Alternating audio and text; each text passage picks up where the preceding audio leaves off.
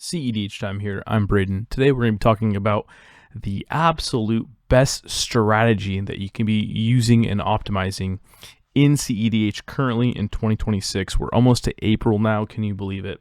So if you want to get some dubs in, if you want to have that extra advantage, like and subscribe. I'm going to be teaching you guys the meta and the best strategies to play in the meta.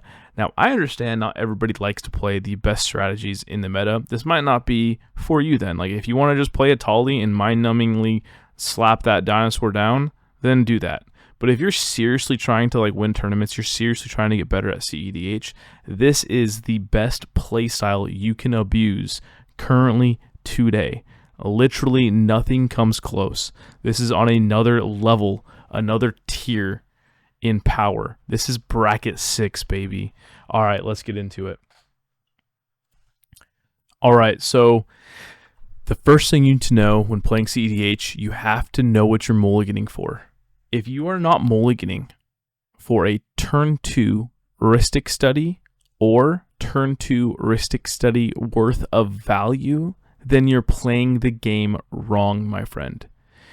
You're going to have some friends at your local game shop who say, hey, just play X, Y, or Z deck, play this, play that, this is good, it's optimized, it's really strong, you get to play a cool dinosaur or a bear, and you do X, Y, and Z. No, look, none of that is the top end, highest power of CEDH.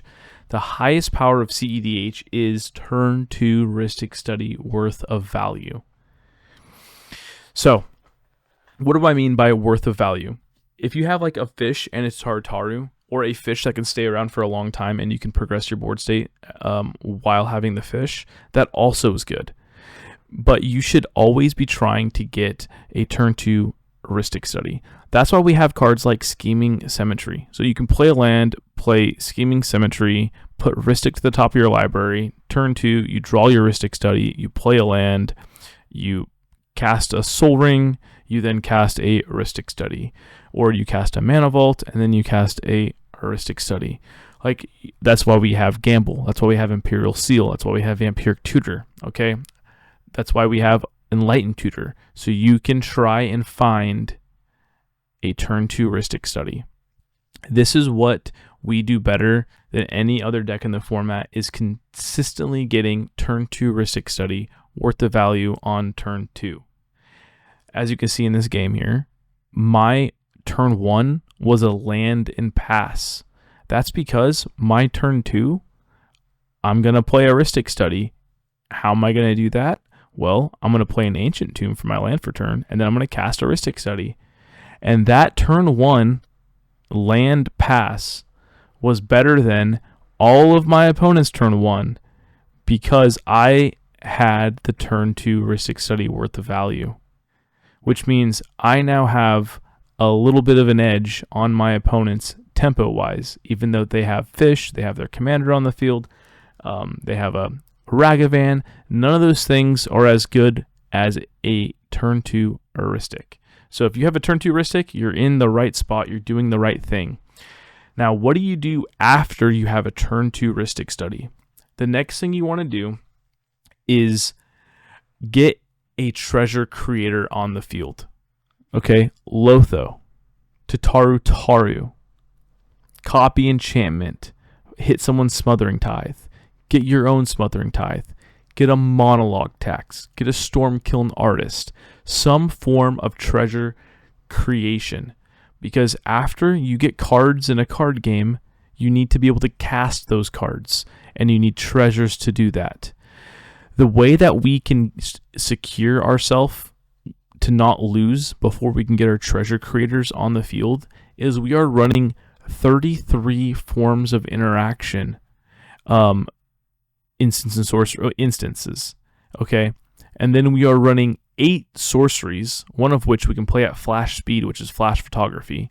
And then we have 17 creatures. Several of them are super, super good, even at instant speed. So, our deck is set up to use free spells to survive and not lose the game until after you can get a Smothering Tithe on the until you can get a heuristic study on the field, and then hopefully soon after a Smothering Tithe or some form of treasure creator. So what are you looking to hit with your vampiric tutors after you have your Rhystic Study? You're looking to get one of those top-end treasure creation cards. After that, your goal is to use your opponents as value engines. So they're going to have their own fishes. They're going to have their own Rhystic Studies, right? And if you're going to limit them in some form or fashion, it's always better to limit their treasure creation instead of their card draw. You don't want to take the card draw away from them and make them feel like they're out of the game, because then they're going to try to force a draw on you. So the goal is you want them to have enough skin in the game to continually want to play because they think that they can still win and not team up with other players to force the game to a draw. And the way you do that is you let them have their value engine. That's why this game, I showed the mental misstep to their fishes, and I didn't cast it. And I was like, no, you guys can have your draw engines. I'm cool with that, because now I can use them as a value engine when I get my treasure creator. My Tataru can't trigger unless they're drawing cards off their turn. My Lotho can't make treasures unless they're casting 2 spells. They can't cast 2 spells unless they have 2 spells to cast in their hand, right? So I want them to have cards in their hand. I just want to make sure that the cards that they play don't win them the game, which is why we have cards in our deck like Misdirection and Mindbreak Trap and Mental Misstep and a Redirect Lightning and Permission Denied and all these other really good cards. So we are going to do our best to play cards like Commandeer and make sure that we can control the stack enough that we can get to the position of so much value that they can't win even in a 3v1. Even if they team up 100%, we want to get to the point where we will 1v3 them, even if they start colluding with each other and showing each other their hands and trying to find out how they can stop you. You want to be in the position to 1v3. And this deck does that really, really well. So as you can see here, we have a turn 1 player. He cast Copy Enchantment, copied my Rhystic Study. You have a turn 2 player. He cast a Clever Impersonator. He paid for his fish, and he also got a Rhystic Study. So turn 1 has a card draw. Turn 2 has player 2 has 2 card draws. And now we have player 3. And player 3 is making a massive misplay here. He is basically losing his card draw engine. He's not going to pay for his fish, and instead of using his Enlightened Tutor that he's about to cast, he to go get like a Rhystic Study or to go get something that he can that's pretty meaningful, he goes and gets Smothering Tithe. Now, Smothering Tithe is fantastic to go get, but only if you're able to maintain your card draw engine and cast Smothering Tithe. So because he can't maintain his card draw engine and have Smothering Tithe at the end of this turn 3, he really should have got a Rhystic Study here or a Copy Enchantment to let his fish die to then cast Rhystic Study. That way he can potentially draw cards when a big stack battle comes out. Instead, he chooses to let his fish die. He doesn't even cast the Smothering Tithe. He casts a Mana Rock. And then he flashes in a Fairy Mastermind on my turn, and so he chose to switch out his fish for a Fairy Mastermind, it was not the right time to do that. So he actually would have done and been better off just paying for the fish and passing turn, or playing the Rhystic Study and passing turn. This is where the game gets really fun. I cast Smothering Tithe, the Kinnan player casts Commandeer, the Raga Ishai player says, well, if I can't have Smothering Tithe, I'm not going to let the Kinnan commandeer the Smothering Tithe. I'm just going to Swan Song the Smothering Tithe. So then the Kinnan player is like, shoot, my Smothering Tithe is being Swan Songed by the Raga Ishai, because now he feels like it's his Smothering Tithe because there's a Commandeer targeting it. So he casts his own Swan Song, targeting the Rogsai Swan Song. Well, the Rogsai is like, well, I don't want my Swan Song countered because I need to get rid of that wrist. I need to get rid of that Smothering Tithe.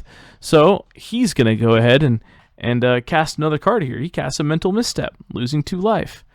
So now my Smothering Tithe is trying to resolve on my board. They just drew me 5 cards because of my Rhystic Study, fighting over my Smothering Tithe.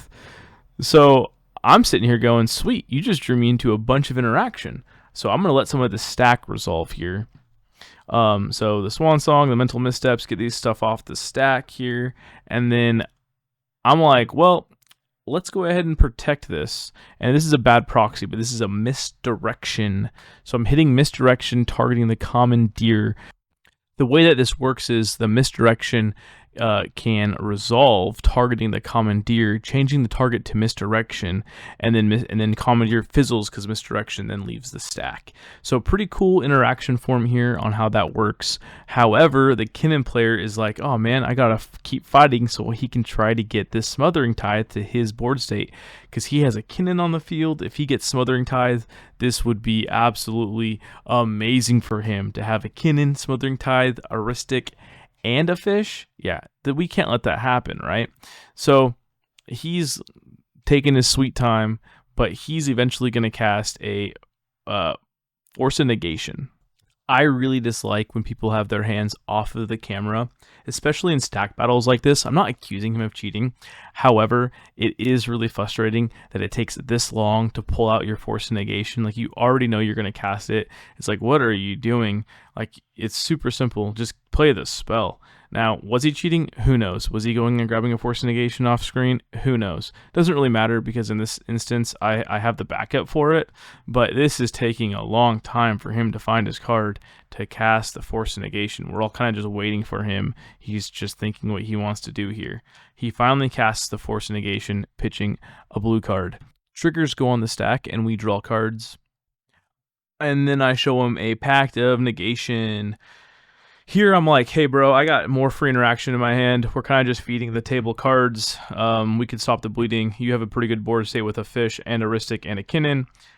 I get you on my Smothering Tithe, but I'm not going to let you have it for free. I think he's run out of interaction at this point. And my Smothering Tithe ends up resolving.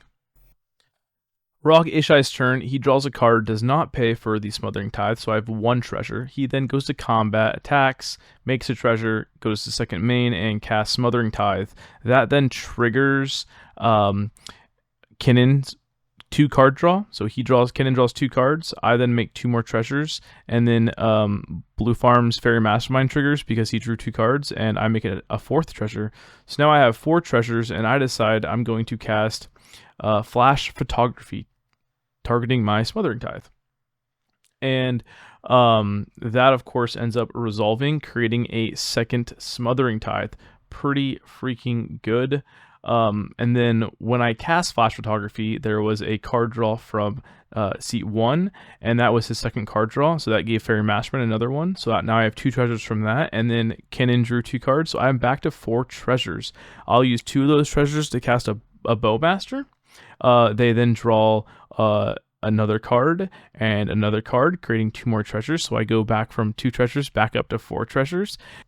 Once the Bowmaster resolves, I go ahead and play Fairy Mastermind. At this point, I was kind of just playing with my food a little bit. They realized it and decided that they're just all going to scoop because the game is completely cooked. There's nothing that they can do to stop me. I can always continually resolve or go over the top of them whenever they cast anything. I'm never going to run out of resources because I have my Smothering Tithes. I can even flash back my Flash Photography to get another Smothering Tithe. The moral of the story here, the lesson to take away from all of this whole gameplay is turn to Ristic Study, then find a treasure creator, and then resolve a silence effect. Once you've done that, you win the game.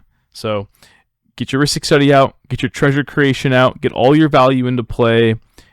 Only counter the things that you have to counter because they're going to be game ending, or to the point of no return where you're going to lose the game.